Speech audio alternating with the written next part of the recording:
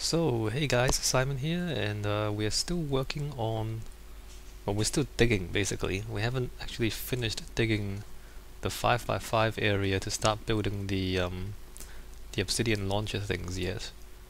But I just want to take a moment to address one of the questions or some of the comments that people have left in the last video, which is, well, one of the the ones that people keep asking is why don't I use diamond tools? And then one of the other things was why don't I use enchanted tools? So just to address first of all the diamond tools, and I'm just going to talk about this as I dig. If you remember the quantity survey, or if you don't, then I'll just tell you I need to excavate 130,975 blocks. 130,975 blocks. That's how many blocks I have to excavate for this project. For the 5x5, for the 7x7 will be double that, or a little bit less than double that. So why do I not use diamond tools? Well, a diamond pickaxe will excavate 1,564 blocks. So one diamond pickaxe will excavate 1,562 blocks. But what I need to excavate is 130,975, so that ends up using 84 picks, 84 diamond picks, which in turn means 252 diamonds. Now currently I have 476 diamonds in storage, so basically just for one project I would end up using up half my diamonds if I use diamond tools to do this. And this is only for the 5x5 area. That's not counting the stuff up there that I've already done. That's not counting the ceiling and the walls that I want to excavate out and then repave with the cobblestone. So I'm going to use, like, just for the 5x5, that would use up over half of my diamonds, and if I continue excavating for the 7x7 module fireworks as well, then I just use up all of my diamonds in one project. And that's what I keep saying to people. It's like people who ask, I keep saying I don't have enough diamonds. Like the only reason I have diamonds is because I don't use them. If I do use them, I would run out of them very quickly. And you can just do the math if you want. I mean, I've done the math there. If you're interested, then you can do it for yourself, and you see the numbers. It just doesn't work out like that. Yeah, diamonds are fast, but then you run out. Now the second question is, why don't I use enchanted tools? And, oh crap. That's me not paying attention. So I'm not playing the snapshots, so we're not getting the updated experience curve, and we're not getting the updated enchanting. So if I want to use enchanted tools now, I still need to get 50 levels to get a high level enchantment on a tool. And I don't know if you guys have played with my mob trap, but with my mob trap it takes about a day to get to level 50. A day just sitting there punching monsters. I don't know if other people's mob traps are bigger and more efficient, I don't know, but basically it takes a long time to get the experience to enchant things. Now imagine if I want to get 84 diamond pickaxes up to full enchantment. That would take over 2 months. Easily over 2 months. Like, even if I get some, maybe I enchant some of them with durability. Is it durability for tools? I don't know. Anyway, if I enchant some of them with durability, then I don't need as many diamond tools and so on and so forth. But it will still take me on the order of months to enchant enough tools to use high level enchanted tools for the whole project. And instead of sitting there for 2 months punching monsters, why don't I spend the 2 months just digging with my stone tools? I'm pretty sure I'll finish this in less than 2 months. So again, like, it's just not worth it. It's just not worth the time to get enchanted tools, because by the time I get the enchantments, I would have spent more time getting the EXP for that than I would have spent if I just do this, what I'm doing right now, which is use my stone tools and pick away at it. So, that's the reasoning. And it's not like, I haven't thought about it. I have. you know, I've thought about it, I've done the math, and it's just not efficient. Anyway, that addresses those two questions. It's not a big deal, it's just, you know, like when people make those suggestions, I'm guessing they don't build the large scale projects that I do, or maybe they don't, you know, they don't do what I do. Like, you know, excavating this massive pit to do these things. Like if you're near the bedrock mining, then using diamond tools kind of makes sense, because you'll get slightly more diamonds than you use up. But unless you're doing that, then it's just not, you know, you end up using all the diamonds very quickly.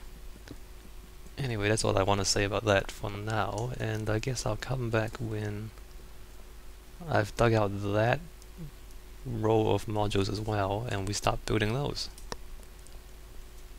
Yeah. Alright. Alright, so we're here, we have dug out the pit, and we're building these obsidian things. That's going to be where the TNT goes off. I've built two already, just to familiarize myself with the pattern, and it's pretty simple really. And again, I don't think I'll record the whole thing again, it's very repetitive. You know, it's just the same module repeated multiple times. You see I have the inventory full of obsidian and a little bit of glowstone. So that's the base there, and then we have that there. And then out the front is the entrance with one block of glowstone.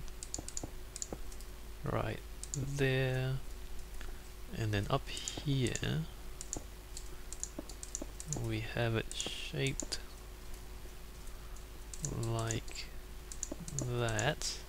Actually, we need to put some torches up here in case, I don't know, I think spiders can spawn up here if there weren't enough light. Anyway, so that makes sure that there's enough light up there. And then outwards to the 5x5, like that, and then the walls come straight down.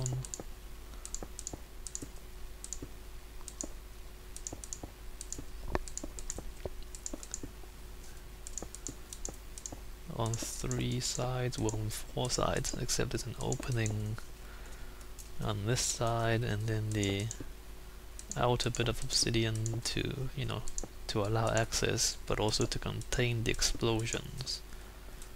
Like that. There we go. And that's it. So the TNT would go, you know, there, and then in a ring around here. So there's 9 bits of TNT per launcher. Yeah.